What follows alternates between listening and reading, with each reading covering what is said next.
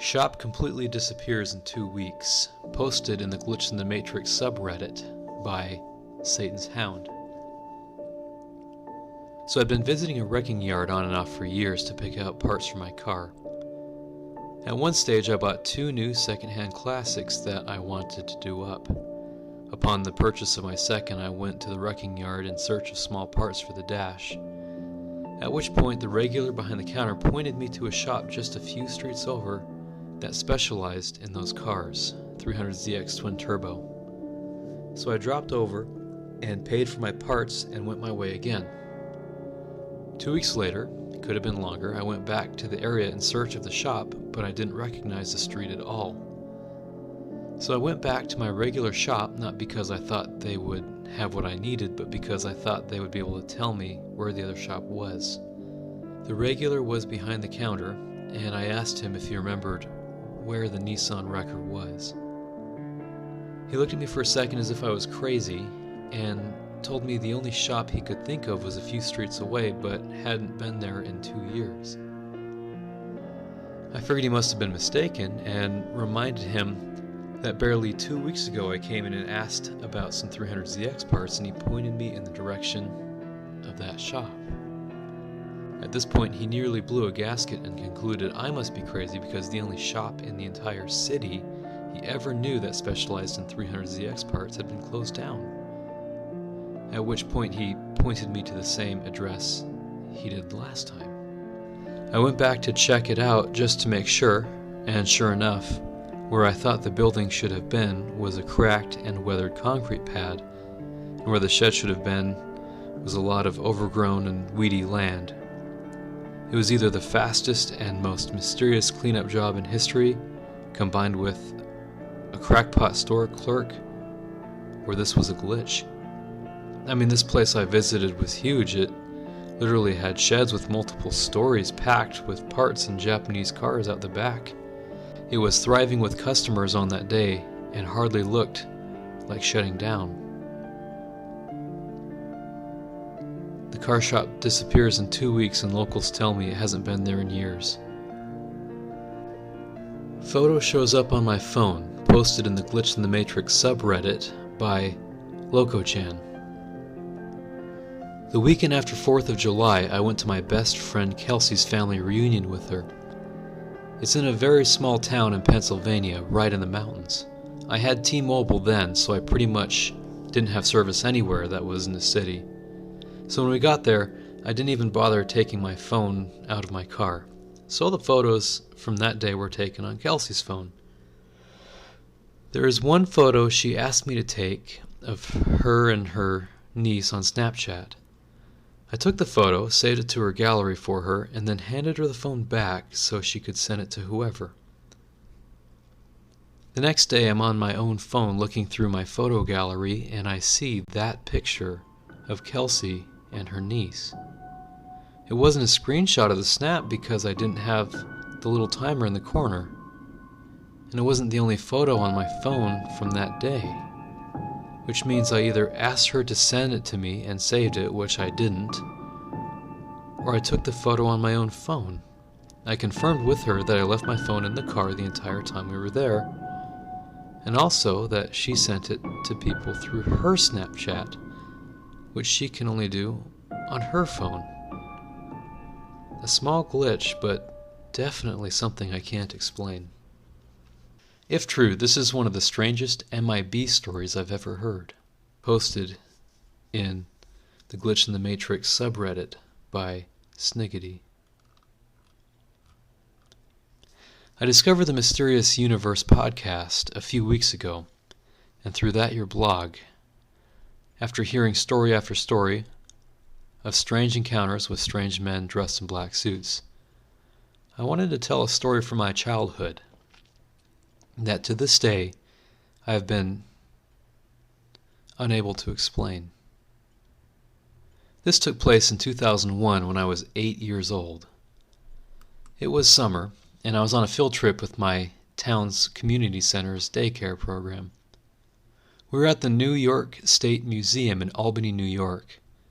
I was in a group with maybe 2 or 3 other kids and some of the daycare workers for a chaperone. We got there in the morning and were told we could roam around the museum with our group until either 12 or 1, when we had to meet back up with everyone for lunch on the 3rd floor.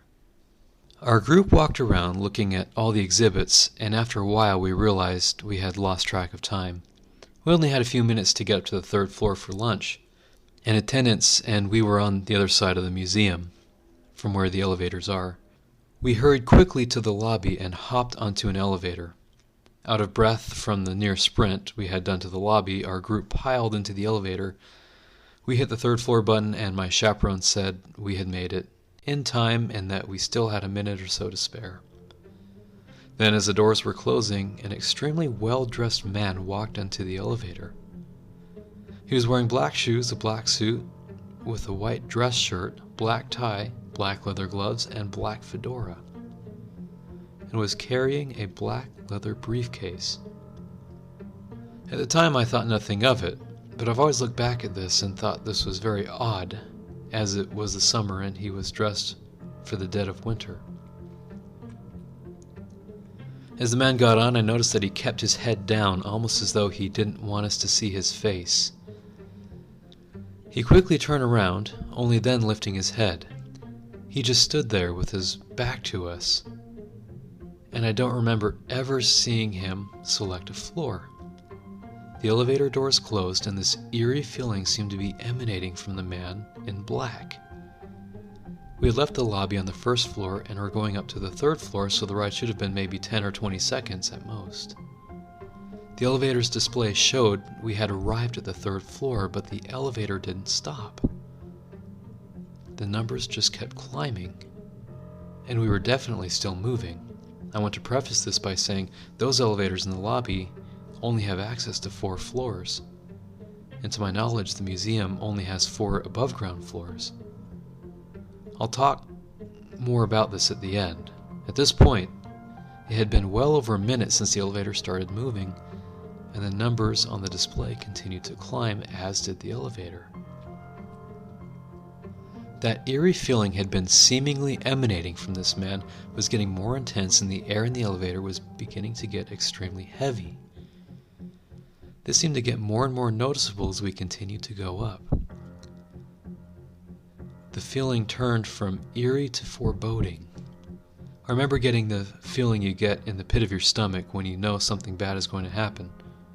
Something definitely wasn't right. The display was saying we had passed the 50th floor and were still climbing. At this point, it had been around 5 minutes in the elevator. The atmosphere in the elevator had gotten almost unbearable. This heavy, ominous feeling was something I've never experienced since. The closest thing I can compare it to is that feeling you get when you walk down a dark hallway after watching a horror movie, and even that doesn't begin to describe this. Suddenly the elevator stops. There's a sudden shift in the atmosphere of the elevator. It went from this foreboding feeling to a feeling of impending doom.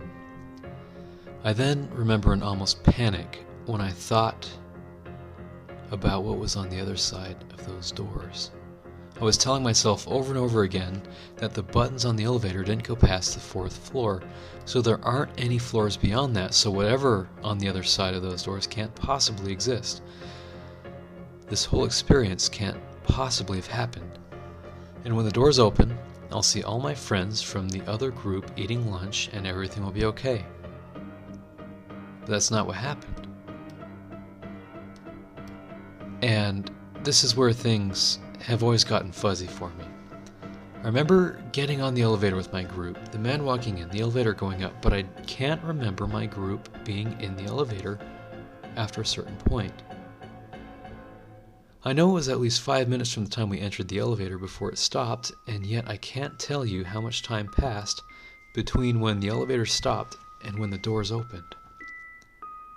I can remember looking at the display to see what floor we were on, but I can't remember what it said. I remember being frozen there with no sound or movement whatsoever. I remember feeling like if those doors opened, something bad was going to happen, to the point where I remember panicking inside my head, pretending that none of this wasn't happening, but every time I opened my eyes, that sinister man was still standing there, still as a statue. Then all of a sudden, the man who was responsible for all of this, who had not moved a single muscle since the elevator doors closed, drops his briefcase. Not even a second after the briefcase hits the ground, the doors of the elevator opened. And yet I can't remember what was beyond those doors. I've tried for the last 14 years to remember, and I've never been able to see it. I just remember it being white and bright. The man then calmly picked up his briefcase, tipped his fedora almost as to bid us goodbye, and walked off the elevator. I then remember the doors closing and that ominous feeling being gone, and in an instant, we were on the 3rd floor and the doors popped open.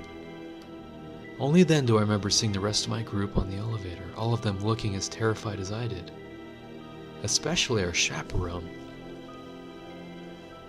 Looking out, I saw the rest of the kids and chaperones from the other groups. We walked out of the elevator and had been expecting to be extremely late for lunch, but we had made it on time. Which is impossible because we had initially made it to the elevator a minute or so before lunch started. And that encounter on the elevator lasted 5 or 10 minutes. I remember our chaperone pulling the other adults aside, and I assume told them what happened to us on the elevator. I remember sitting at the table with my friends eating a pizza Lunchable, and the kids from my group and I sharing the story of what just happened, no one believing us. I remember the chaperone I had avoiding the subject for the rest of the day, and the other kids in my group seemed to have dropped it as well.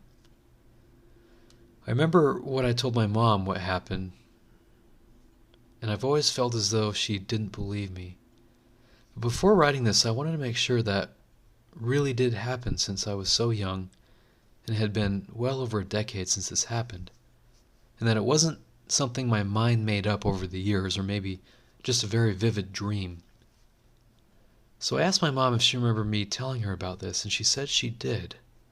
She remembers picking me up from the community center, and the second we got into the car, I told her all about the man in black in the elevator going up all these floors, and even that he had dropped his briefcase.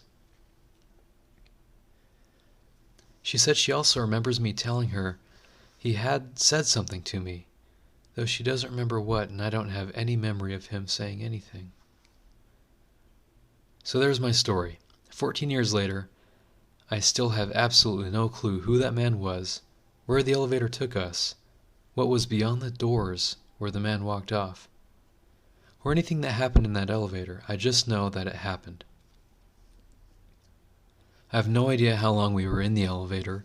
It could have been minutes or even hours, but what I do know is that time seems to have been separate from our reality, since no time had actually passed when we got to the 3rd floor.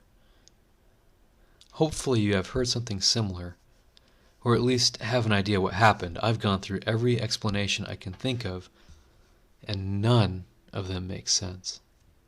From not remembering correctly what elevator we got on, and perhaps getting in one somewhere else, but that's impossible for reasons I've listed in the paragraph below.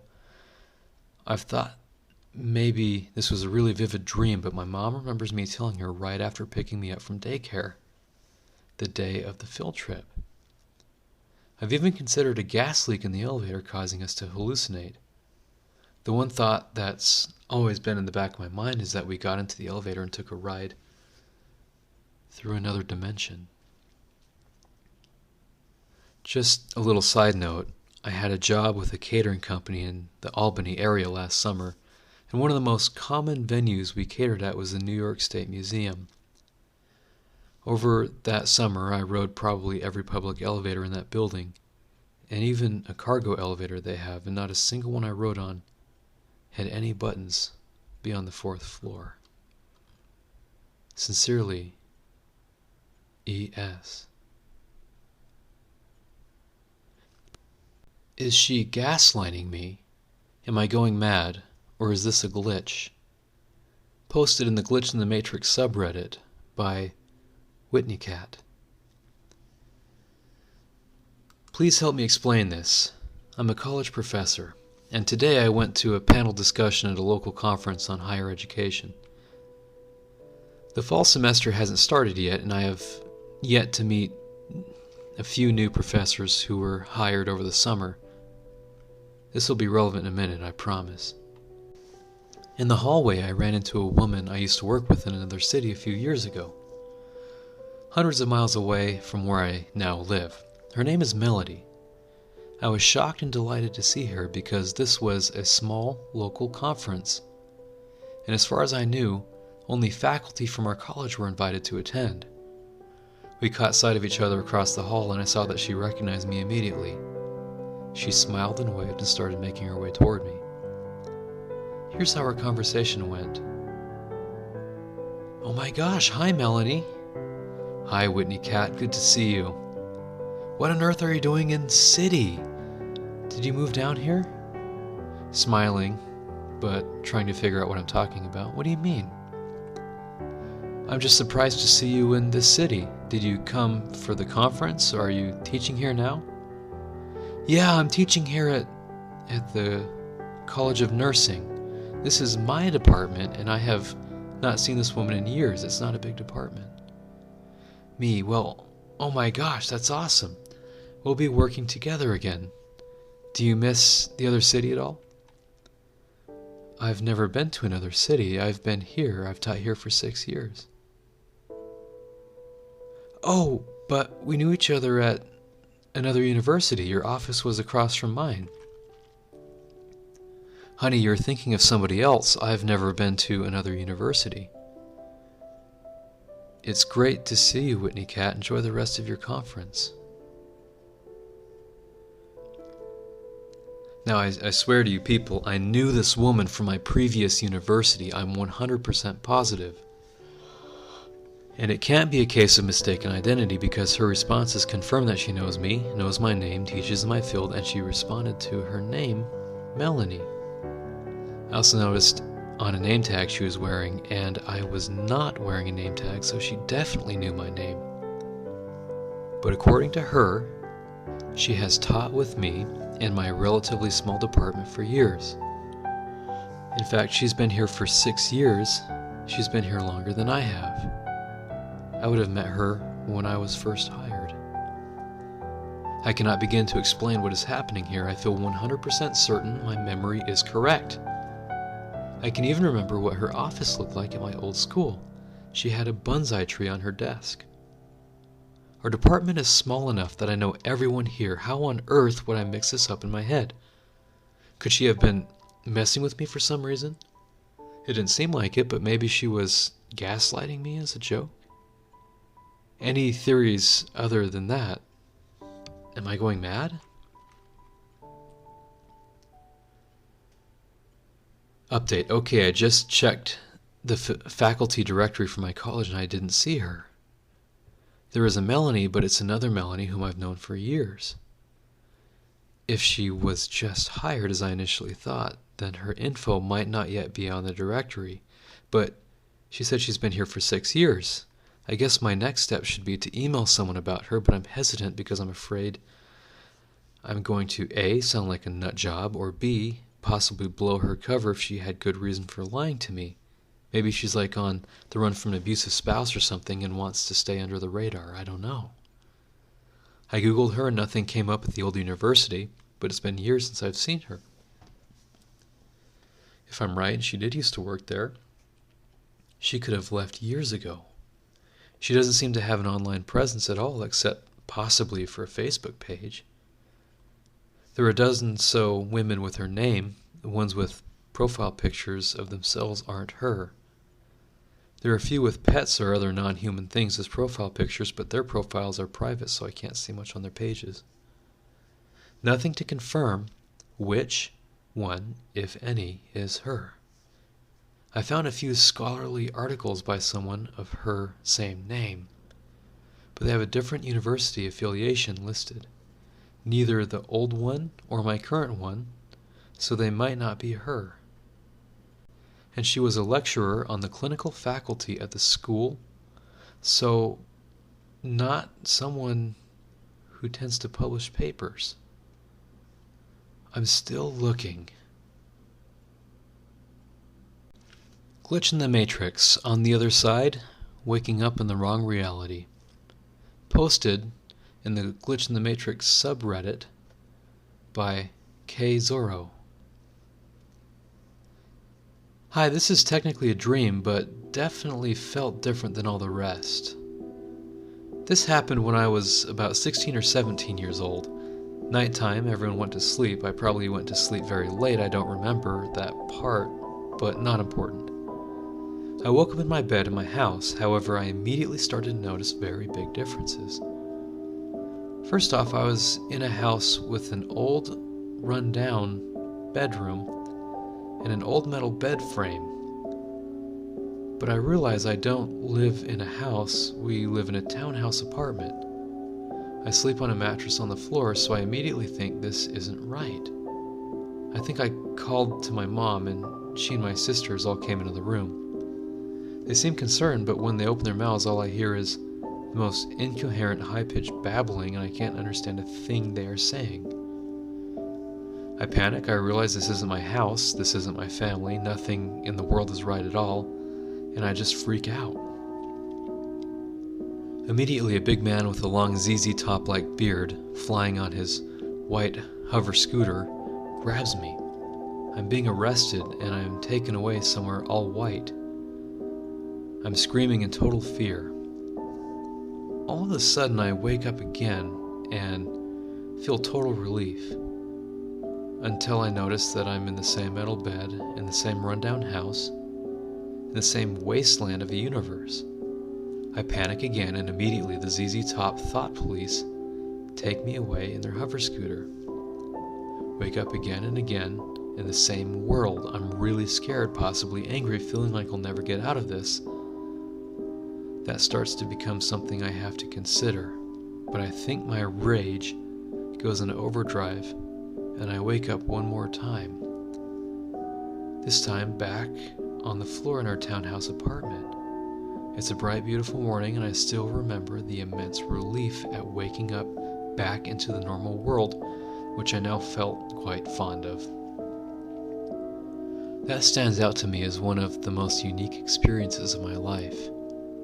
Even if just a dream, that was one of the most unique dreams I've ever had as well.